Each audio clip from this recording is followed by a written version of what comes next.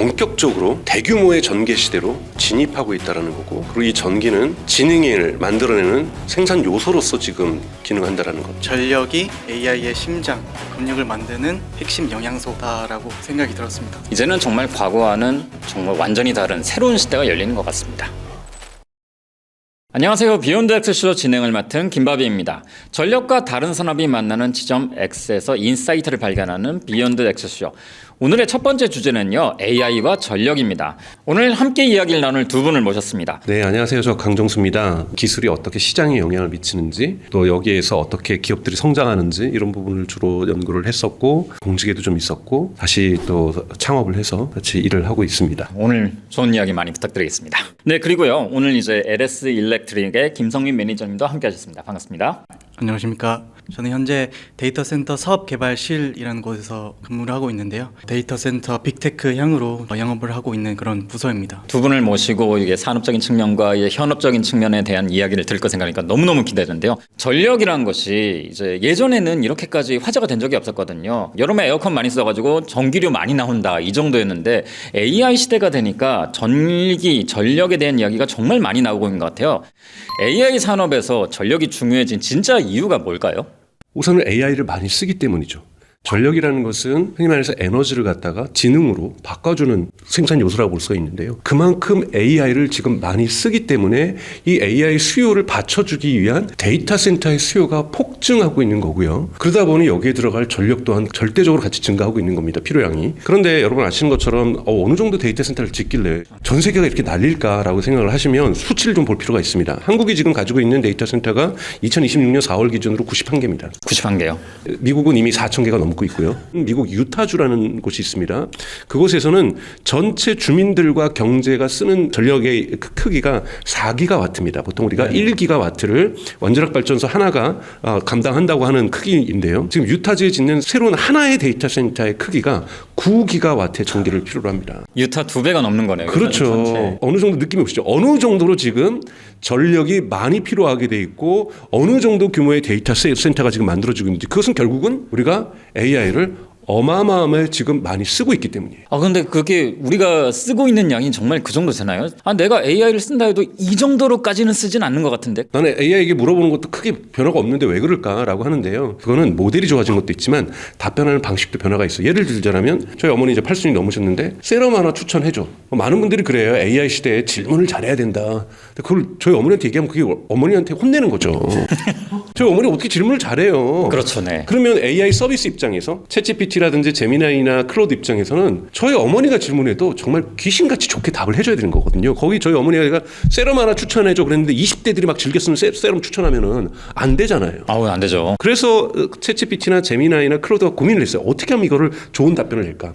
그래서 질문이 하나 들어오면은 질문을 최대 12개로 쪼갭니다. 지금까지 대화 속에서 지금 질문하는 저분은 연령대가 어떻게 될 것 같아? 물건 좀 구매하고 이런 거 자꾸 추천해야 되는 거 물어보는 거니까 가처분 소득은 어느 정도 되는 것 같아. 그 다음에 피부에 대한 트러블은 좀 있는지를 질문을 지금까지 했나? 또 지금 뭐 건강에 대한 얼마나 강한 의식을 가지고 있나? 이런 식으로 해서 질문을 최대 12개를 모델에다가 보냅니다. 그리고 12개의 답변을 받아가지고 이것을 앤서 퓨전이라고 하는데 답변을 하나로 합쳐버리는 거죠. 그래서 답을 하다 보니 과거에는 이거를 5개로 쪼갰다가 최근에 12개로 늘어나니 우리 눈에는 안 보이지만 하나의 답변을 우리의 만족도를 높여주는 답변을 하기 위해서 AI가 어마어마한 토큰, 즉 에너지를, 전력을 어마어마하게 쓰고 있다는 거죠. 그래서 답변이 훌륭해지는 것, 즉 AI가 작동하는 방식의 여러 가지의 진화와 개선과 변화가 결국은 전력 수요도 끌어올리고 있다는 겁니다. 제가 정말 체감하는 게 단순한 질문 있잖아요. 예를 들어 어디를 놀러 가는데 맛집을 추천해줘. 그럼 보면은 정말 간단한 질문같이 보이지만은 말씀하신 대로 이거 세부적으로 알아야 될 내용들이 정말 많거든요. 그 사람이 얼마 정도 예산을 가지고 있는지, 그렇죠. 누구랑 가는지 뭐 그런 것까지 다 고려해서 해야 할 수 있는 건데, 그런 처리 능력이 이제 토큰이란 것이고, 그 토큰을 사용하기 위해서는 결국 그래서 전력이 필요하다. 그렇기 때문에 어떻게 보면은 이것은 그냥 전기료가 많이 든다가 아니고 처리 능력에 따라서 전력 수요가 그만큼 늘어난다라는 개념으로 볼 수 있는 거네요. 거잖아요. 맞습니다. 그 토큰 수요가 폭발적으로 늘어난 것은 작년 12월부터예요. 그러니까 보통 이제 영어 표현으로는 태스크 타임 허라이존이라는, 한국말로는 작업 범위라는 것이 있습니다. 태스크 타임 허라이존. 이게 뭐냐면 어떤 과제를 줬을 때 몇 시간까지, 몇 분까지 AI 모델이 일관성 있는 품질 좋은 답변을 내놓을 수 있느냐. 근데 작년 11월까지 평균 1시간이었어요. 1시간이요. 1시간. 근데 작년 11월 말에 여러분 아시는 클로드의 코드가 나오고 그 다음에 오픈클로 나오고 코덱스 나오고 이러면서 이것이 16시간으로 증가합니다. 1시간짜리를 할 때 인간이 보통 지켜봐요. 작년에 여러분 유행했던 단어 중에서 바이브 코딩이라는 단어가 있습니다. 어떤 기능을 만들어줘. 인간이 계속 지켜봐요. 좀 있으면 품질이 또 떨어지기도 하고 할루시네이션, 환각이라는 것들 나타날 수도 있으니까요. 근데 16시간 정도는요. 아침에 일어나면 해놨겠지. 지금 맡겨놓고 자자. 아침에 출근하면서 나 그거 생각났는데 그거 좀 일 시킬까? 이 기업에서 하는 겁니다. 그리고 아침 회의에서 부장님이 뭐 시키는데 한번 만들어 놓을까? 퇴근 전에는 만들어 놔. 이러니 제가 하나를 또 만드는 게 아니라 여러 개를 동시에 돌릴 수가 있는 거죠.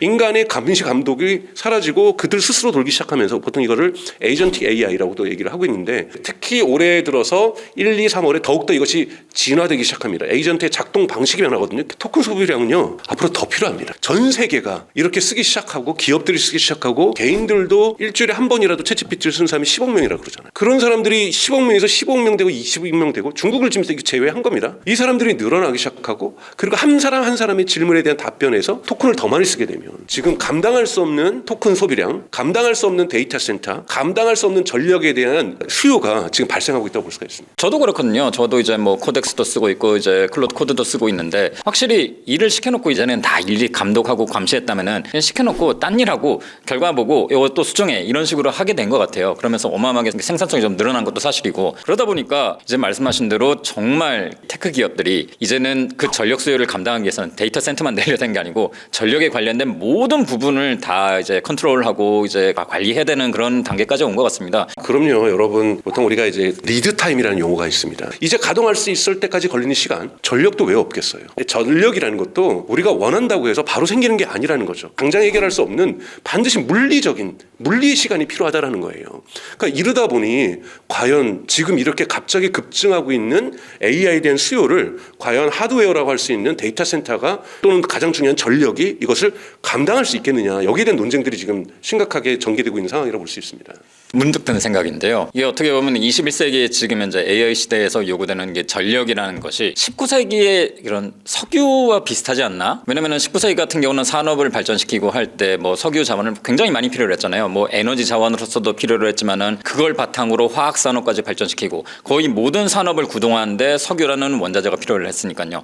어떻게 보면 이게 21세기에 있어서 석유 같은 그런 역할을 하면서 전체 산업을 발전시키고 있지 않나라는 생각이 드는데요. 현재는 데이터 센터가 어떻게 보면 아까 말씀하신 유타 같은 경우처럼 유타 전체의 소비량보다 2배 이상 많은 소비를 하고 있기 때문에 그 특정 지역으로 너무 많은 쏠림이 발생할 것 같은데요. 맞습니다. 네. 특정 지역에 너무나도 많은 전력이 24시간 들어갈 때도 있고, 또 사실은 데이터 센터에 들어가는 전력의 가장 큰 특징이 영어로 플럭투에이션, 이 파동이 되게 크거든요. 어떨 때는 엄청나게 쓰고 거의 안 쓰고 이런 식의 파동이 되게 심한데, 이것도 전력망이 안 좋습니다. 전력망은 일정하게 쓰는 것이 좋잖아요. 그래서 만약에 정말 안 써버릴 경우에는 다른 곳에다가 전기를 쓰는 한이 있더라도 방류하듯이 물을, 이런 조처를 취해서라도 꾸준하게 안정된 전력이 흐르는 게 되게 중요합니다. 이런 그리드라는 송전망에는 전력 자체의 양도 중요하지만 전력의 쓰는 방식도 AI 데이터 센터는 분명하게 다르다라는 점 좀 분명히 강조를 하고 싶고요. 그리고 아까 중요한 지금 얘기를 하셨어요. 사실은 엔비디아의 젠슨왕이 지금 AI 데이터 센터를 우리 더 이상 데이터 센터로 부르지 말자. 과거에 데이터가 모여 있는 뭐 이 정도의 센터, 이런 개념으로 데이터 센터 DC라고 불렀는데, 그거는 유튜브나 홈페이지 거기 있고 넷플릭스 영화 좀 있고 이럴 때고, 그래서 AI 팩토리라고 부르자. 즉 팩토리라는 건 여러분 뭡니까? 철이 들어가서 자동차가 나오는 거잖아요. 그러면 당연하게 여기 들어가서 전기가 들어갔더니 여기서 인텔리전스, 지능이 결과물로 나오는 겁니다. 그래서 이러한 개념을 쓰자라는 것들이 지금 젠슨왕에 의해서 주창이 됐는데 저는 전적으로 동의해요. 지금 세계 곳곳에서 만들어지려고 하는 것은 지능을 생산하는 곳이라는 거고, 이것은 단순한 비용이 아니라 그 사회가 지능이라는 것을 통해서 어떻게 그 경제가, 그 사회가 성장할 수 있는가에 대단히 중요한 부분이라는 생각이 듭니다. 그래서 이제는 전기 또한 그 사회의 비용이라기보다는 인텔리전스, 지능을 생산할 수 있는 중요한 생산 요소라고 저희가 바라보는 것들이 좀 필요하다고 저는 생각이 듭니다. 현업에서 바라보는 관점에서는 어떤 부분을 더 중요시하게 여기고 있나요? 실제로 현업에서도 전력 총량도 물론 중요하지만 어느 지역에 어느 시점에 얼마나 큰 부하가 들어오느냐를 더 중요하게 생각을 하고 있습니다. 특히 데이터 센터 같은 경우에는 물론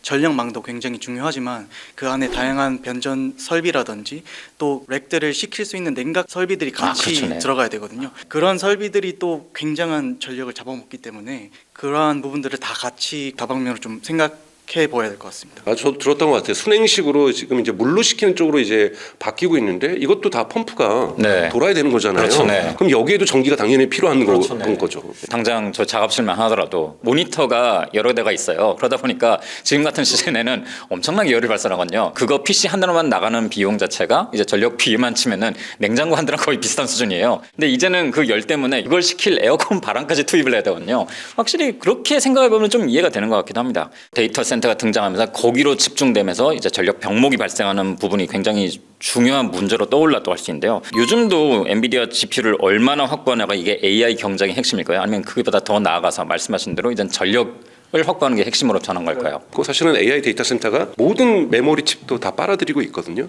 그런 데랑 이렇게 장기 계약을 하고 큰 규모 있는 계약을 하기 때문에 오히려 GPU와 메모리 칩에서는 병목은 여전히 존재하나 이건 뭔가 해결할 수 있는 병목이라고 생각을 하고 있어요. 하이퍼스케일러, 즉 미국의 빅테크들 입장에서는. 그런데 문제는 미국이 그리드망, 송전망이 낙후되어 있거든요. 네네. 그러다 보니 갑자기 쏠림 현상이 있고 집중 현상이 있는 곳에 안정적으로 전력을 공급할 수 있는 망을 만들기 위해서는 망 업데이트가 필요합니다. 그 비싼 GPU 블랙을 사놓고도 꽂아도 작동하지 않는 멋있다 이거 하려고 지금 데이터 센터 하는 게 아니거든요. 이 부분이 지금 병목이 크게 전력망 자체가 되는 거고요. 변압기 이 병목도 심해지고 있어요. 미국이 아까 말씀드렸던 건 천여 개를 짓잖아요. 지금 변압기 병목이 또 있고요. 네네. 구리선 병목도 생기고 있고 광케이블 병목도 생기고 있고 냉각장치 병목도 생기고 다양하게 더 생기는데 가장 심각한 병목 중에 하나는 사람 병목입니다. 여러분 대단히 6월 달에 큰 재미난 사건이 일어났어요. 메타가 1억 달러 교육기금을 마련한 다음에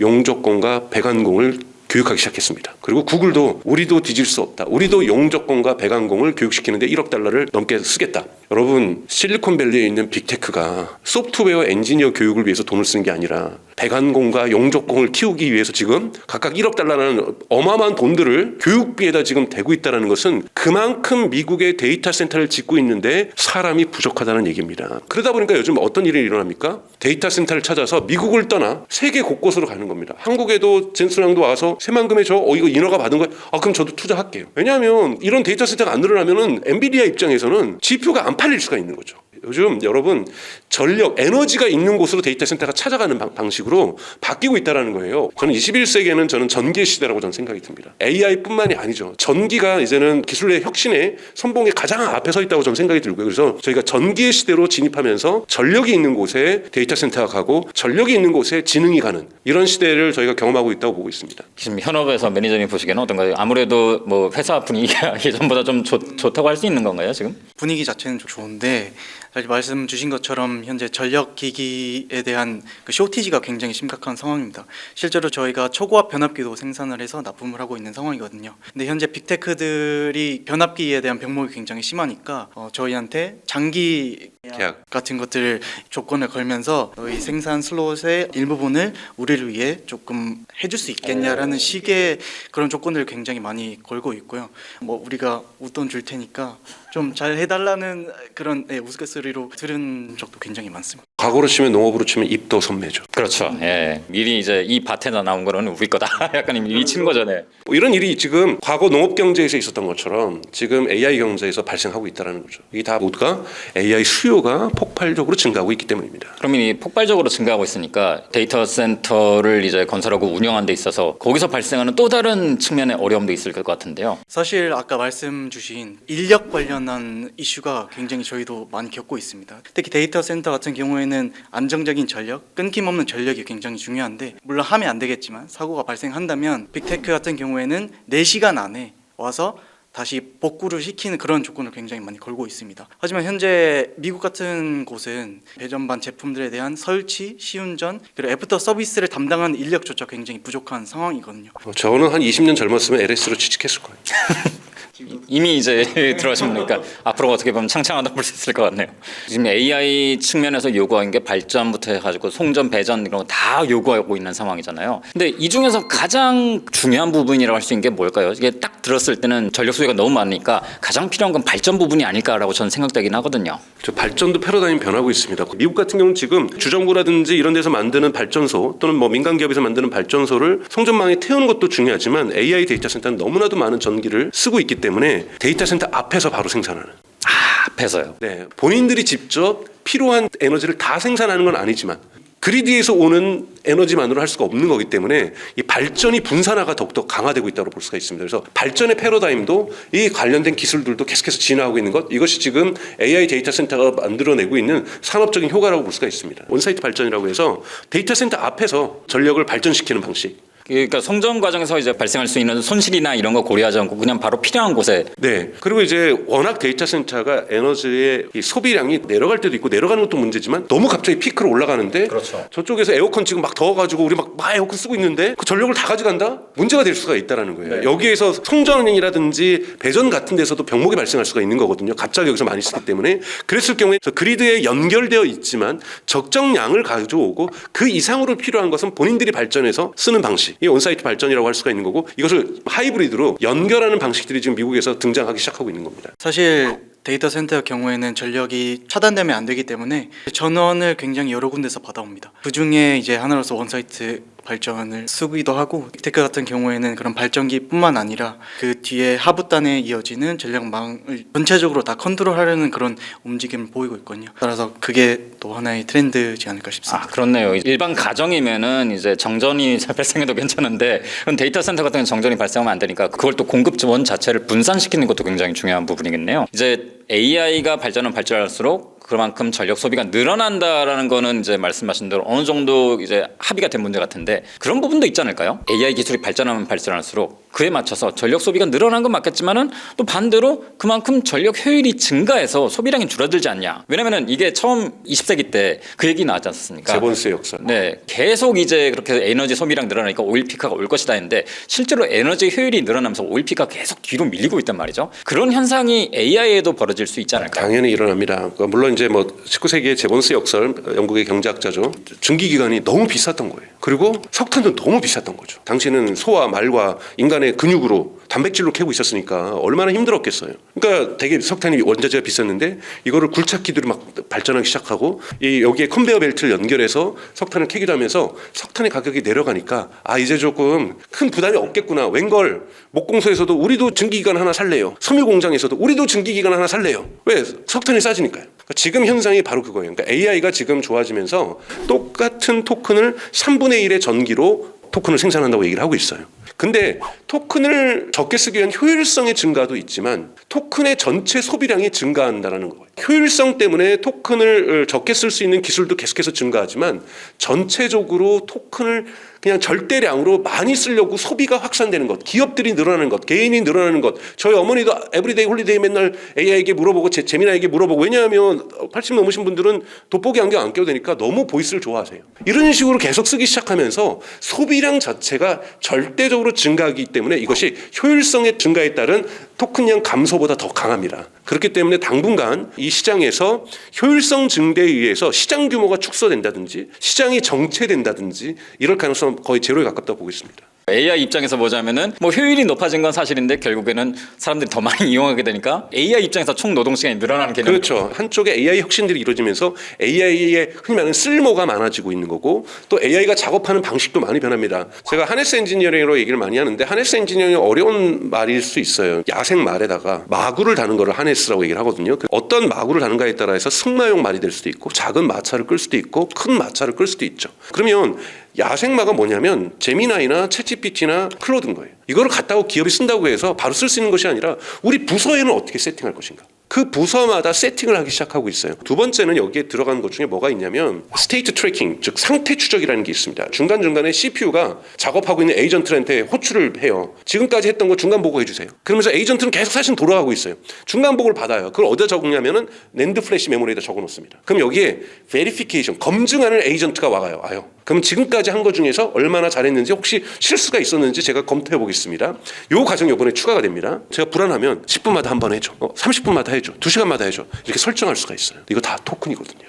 제가 그렇게 쓰고 있었네요. 왜냐면은 저도 이제 뭐 관련 많은 기업들이나 산업들 리서치할 때 뭐 클라우드 코드나 이런 것들을 통해서 이제 돌리고 있긴 한데 아무래도 거기서 이제 할루시네이션 발생해가지고 숫자나 이런 데 틀리면 안 되니까 계속 검증을 요구하고 있거든요. 각 단계별로. 그게 그런 거셨네요. 그렇죠. 저도 모르게 하고 있는 거예요. 검증하는 단계가 올해 2026년부터 정교화되기 시작하고 2026년에 AI 데이터 센터, AI 전력, 병목하는 이유가 바로 AI가 작동하는 방식에서 오류를 줄이기 위해서, 환각을 줄이기 위해서 모델 자체에서도 진한 부분들이 있지만 모델을 쓰는 방식에 제가 실수할 수 있으니 실수 못하도록 계속 감시하는 거죠. 계속 고치려고 하고 이러다 보니 토큰은 더 많이 쓰이고 있는 겁니다. 물론 기술이 발전하게 되면 검증을 3번만 하면 또는 2번만 하면 오류를 줄일 수 있는 이런 부분들도 진화할 겁니다. 그래서 저는 방법론은 뭐 2027년에 이것을 하네스 엔지니어링 얘기를 안 하고 AI에게 일을 부탁하면 뒷단에서 스스로가 하네스 엔지니어링을 해서 우리가 굳이 세팅을 하지 않아도 저는 될 거라고 보고 있어요. 그래서 쓰는 방식과 작동 방식이 진화하고 이 두 개가 결합되면서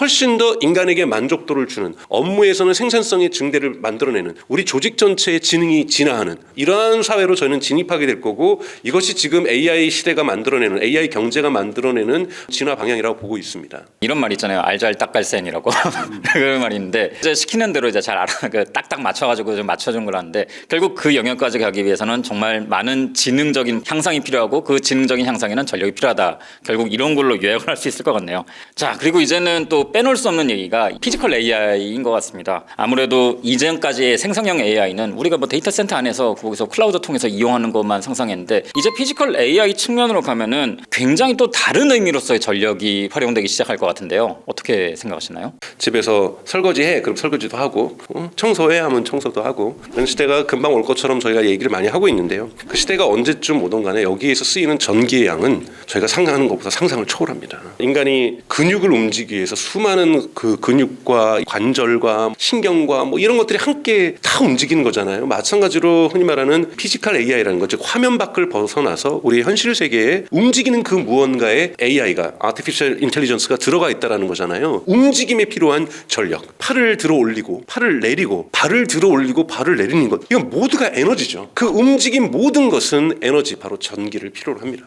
그러면서 지금 전기와 관련된 여러 가지 생태계 전체가 지금 진화하고 있고, 앞으로 미래 기술에서 일렉트릭 테크 스택, 즉 배터리, 변압기, 변전기, 그리고 전력 제어라고 얘기하죠. 파워 일렉트릭이라고 해가지고 이 전력을 갖다가 교류를 직류로 바꾼다든지 이걸 제어하는 것, 이런 능력들까지 종합적인 전력을 어떻게 통제하고 제어하면서 균질의 전력들을 제공해 줄 수 있는 이러한 능력들이 대단히 중요한 시대로 저희가 진입하고 있다는 거고, 과거에는 이것이 특정 산업이었다면은 이제는 모든 산업에 들어가는 인프라다. 즉 자동차 산업에도 일렉트릭 테크 스택이 필요하고, 조선 산업에도 일렉트릭 테크 산업이 필요하고, AI 이 팩토리에도 일렉트릭 테크 스택이 필요한 거고, 피지컬 AI에도 일렉트릭 테크 스택이 필요한 거고, 모든 산업의 기반이 되는 것은 이제는 전기가 되고 있다는 것. 이것을 제어하는 능력이 매우 중요해지고 있다는 겁니다. 이제는 정말 과거와는 정말 완전히 다른 새로운 시대가 열리는 것 같습니다. AI 시대에 전력이 필요한 진짜 이유에 대해서 이제 이야기를 나눠봤는데요. 센터장님, 오늘 인사이트를 한 문장으로 정리한다면은 뭐가 될 수 있을까요? 이제 인류는 본격적으로 대규모의 전개 시대로 진입하고 있다는 거고, 그리고 이 전기는 지능을 만들어내는 생산 요소로서 지금 기능한다는 것. 철이 자동차를 만들어냈던 것처럼, 그리고 우리가 음식을 먹어서 칼로리로 에너지를 만들어내는 것처럼, 그리고 전 세계에 있는 데이터 센터뿐만이 아니라 피지컬 AI 시대라는 것도 모든 움직이는 그 무언가가 에너지를 필요로 하게 된다는 것, 그건 바로 전기를 필요로 한다는 거고, 정말 저희는 지금까지 경험해보지 못했던 전기 시대를 맞고 있다고 저는 생각하고 있습니다. 19세기 강철의 시대, 20세기 석유의 시대를 이어서 21세기는 전기 시대다. 맞습니다. 그럼 이제 매니저님은 또 어떻게 보셨을까요? 전력이 AI의 심장, 그리고 근육을 만드는 핵심 영양소다라고 생각이 들었습니다. 사실 그런 측면에서 굉장히 전력 업계에서 일하는 것도 자부심이 많이 느껴졌고요. 현업에서도 안전적이고 스마트한 전력 인프라를 구축하기 위해서 열심히 노력하겠습니다. 네, 두 분 말씀 감사합니다. 결국 AI가 가상 세계를 넘어서 현실을 움직이게 만드는 원동력은 바로 전력에 있지 않나라는 생각을 이제 깊이 깨닫는 시간이었는데요. 전력과 AI가 만나는 지점에서 새로운 인사이트를 찾아본 비욘드 엑스쇼, 오늘은 여기까지 하고요. 두 분 이제 오늘 함께해 주셔서 감사합니다. 센터장님, 매니저님 감사합니다. 감사합니다. 감사합니다.